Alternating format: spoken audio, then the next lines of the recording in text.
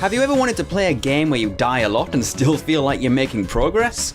Well, Spelunky is the game for you. Spelunky started as a freeware PC platformer which I spent lots of time playing.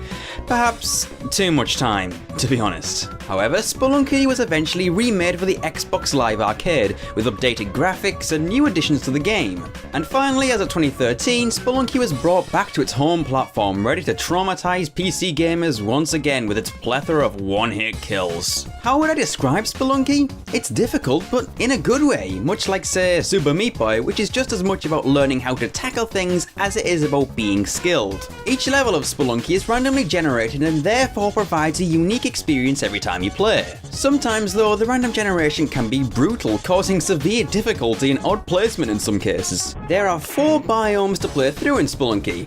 Well, I say 4, I mean there's 4 by default, but there actually are quite a few hidden areas to find. Most likely though, you'll often find yourself in the caves, the jungle, the ice caves, or the temple, while on your way to defeat Olmec and prove that you are a true spelunker. Alternatively, you can go to hell. Not to mention there are many possible variables which can occur on each stage.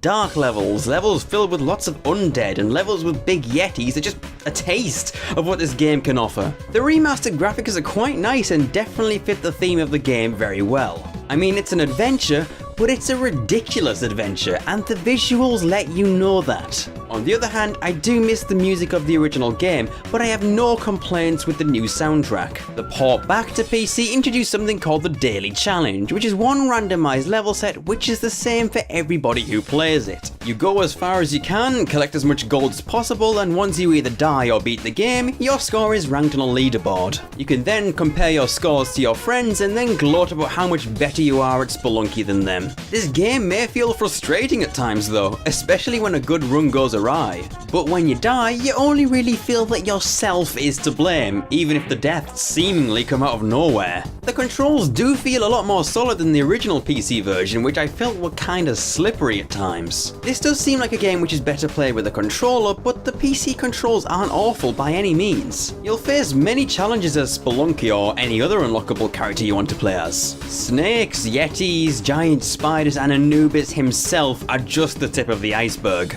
More often than not though, you'll either fall on some spikes or fall victim to a tiki trap. My one little nitpick with this game is how it has local multiplayer but no online multiplayer. An online co-op mode would have made this game just perfect.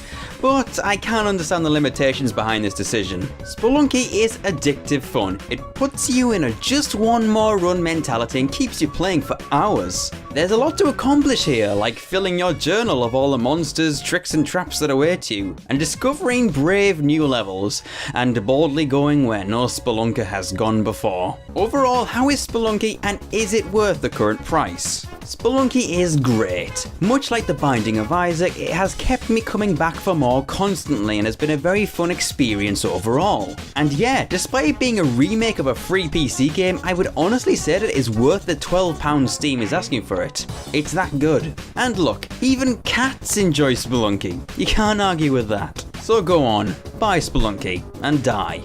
Die a lot. Because it's the only way you're going to learn, I'm afraid.